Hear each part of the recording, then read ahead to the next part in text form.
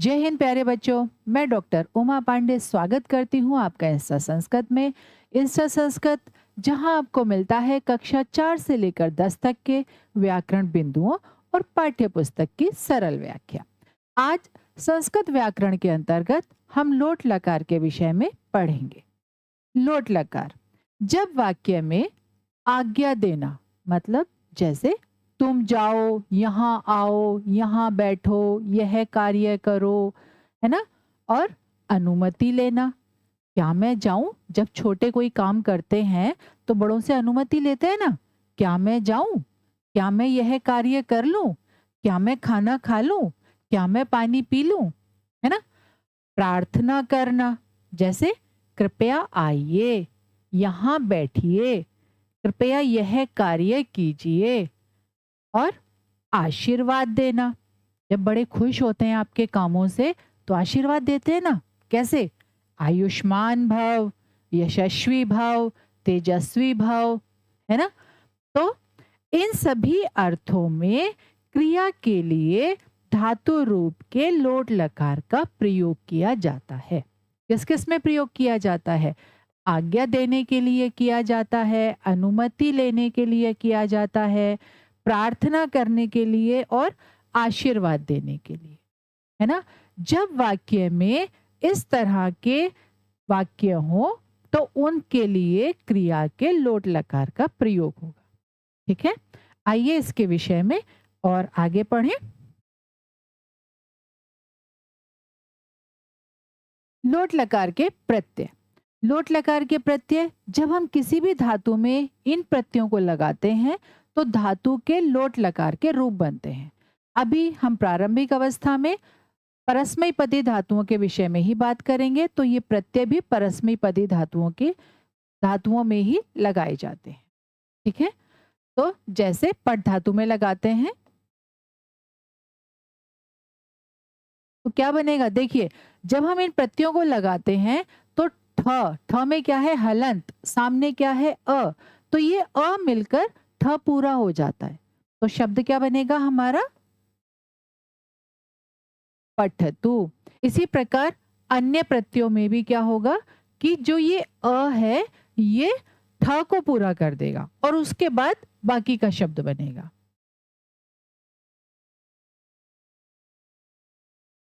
तो क्या बनेगा इसका, पठताम।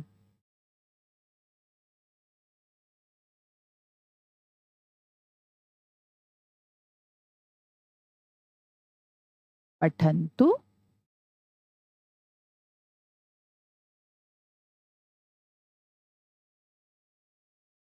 पठ,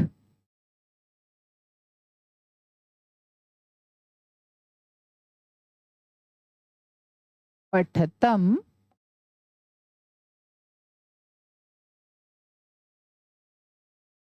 पठत और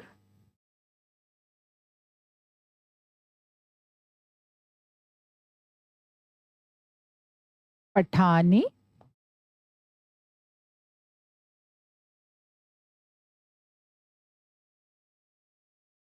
पठाव,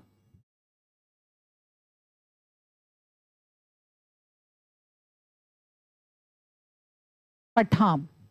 ठीक है, एक बात का ध्यान रखिएगा, क्या कि उत्तम पुरुष के द्विवचन और बहुवचन में क्या शब्द बना है, पठाव, पठाम। ये किससे मिलते हुए हैं, लट लकार के उत्तम पुरुष द्विवचन और बहुवचन से। वहां पर भी क्या बनता है, पठावह, पठामह। अंतर किसका है, सिर्फ एक विसर्ग का अंतर है। तो यदि आपने विसर्ग लगा दिया तो शब्द किसका बनेगा, रूप किसका बनेगा, वो लट लकार का। और यदि आपने विसर्ग नहीं लगाया तो रूप किसका बनेगा, लोट लकार का। इसलिए बहुत ध्यान से जब आप लट लकार का प्रयोग करें तो विसर्ग लगाएं, और जब आप लोट लकार का प्रयोग करें तो उत्तम पुरुष के द्विवचन और बहुवचन में विसर्ग बिल्कुल ना लगाएं। यदि आपने लगाया तो गलत हो जाएगा। ठीक है, इसी प्रकार हम अन्य धातुओं के रूप भी बना सकते हैं, जैसे आज लिख के बनाते हैं, है ना। जैसे लिखतु,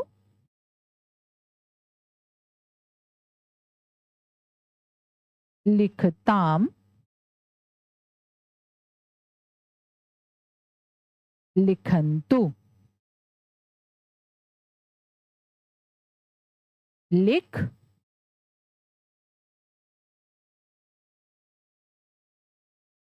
लिखतम,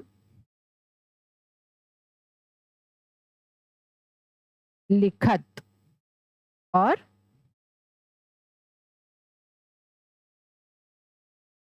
लिखानी,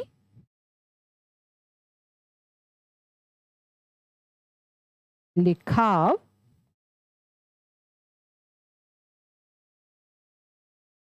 लिखाम। ठीक है। इसी तरह से और धातुओं के रूप भी हो सकते हैं। जैसे अगर मैं वद धातु के बोलूं तो क्या होगा?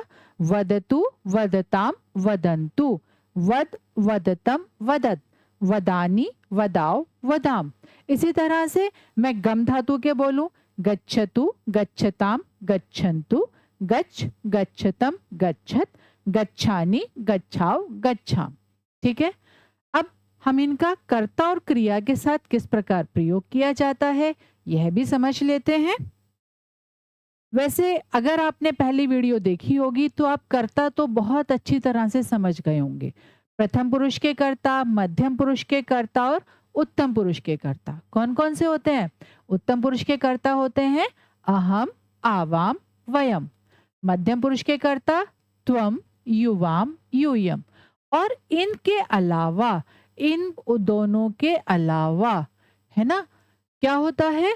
जितने भी कर्ता होते हैं वो सब प्रथम पुरुष में आते हैं। और उनके लिए इसका प्रयोग कैसे होता है? वही नियम जो हमने लट लकार में किया, लिरिट लकार में किया, लंग लकार में किया, वही नियम लोट लकार में भी होगा। क्या?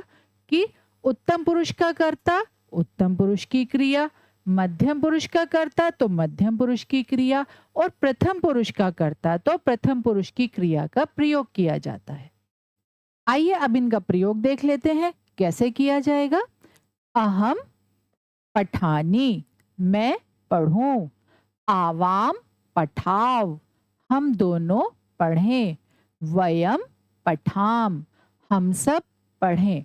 इसी प्रकार त्वम पठ, तुम पढ़ो।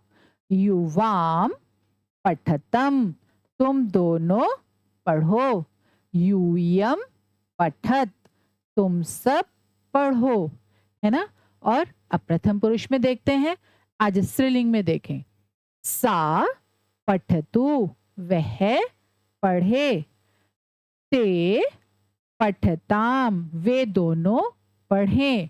और ताहा पठंतु, वे सब लड़कियां पढ़ें। ठीक है।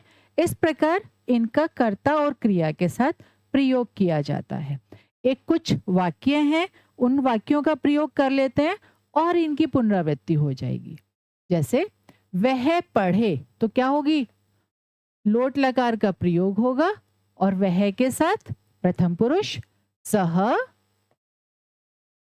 पठतु। ठीक है। वे दोनों पढ़ें तो तौ पठताम, वे सब पढ़ें। ते पठंतु। आप भी साथ साथ कोशिश करें वाक्य बनाने की। पहले आप बना लें, बाद में इसको चेक कर लें। है ना। जब आप कोशिश करेंगे तभी आप वाक्यों में इनका प्रयोग कर पाएंगे। तुम पढ़ो तो क्या होगी संस्कृत? त्वम, है ना। और पठ, त्वम पठ। तुम दोनों पढ़ो, क्या होगा? युवाम, तुम दोनों, अर्थात द्विवचन, है ना। युवाम पठतम।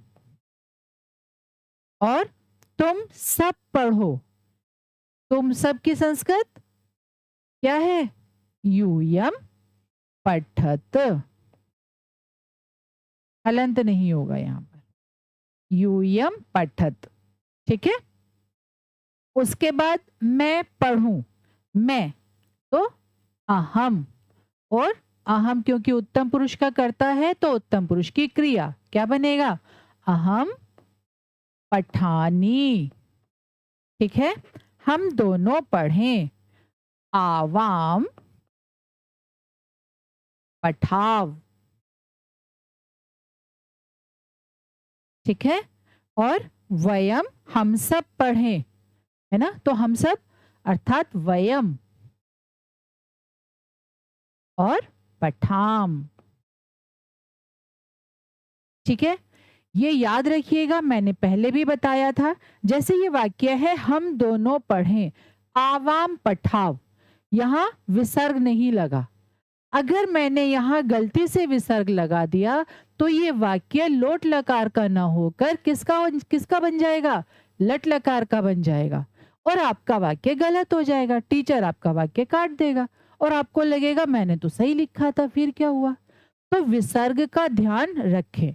अगर आप लोट लकार का वाक्य बना रहे हैं तो ये ध्यान रखें कि उत्तम पुरुष के द्विवचन और बहुवचन में यहाँ पर विसर्ग नहीं लगेगा, है ना। एक बार फिर से पुनरावृत्ति कर लेते हैं। आज हमने पढ़ा धातु के लोट लकार के विषय में। लोट लकार का प्रयोग किस लिए किया जाता है? आज्ञा देने के लिए किया जाता है, किसी से अनुमति लेने के लिए किया जाता है, प्रार्थना करने के लिए किया जाता है, और आशीर्वाद के लिए भी लोट लकार का प्रयोग किया जाता है। ठीक है, आशा है आपको आज की वीडियो समझ में आई होगी। इसी तरह की वीडियो के लिए जुड़े रहिए इंस्टा संस्कृत से। नमस्कार।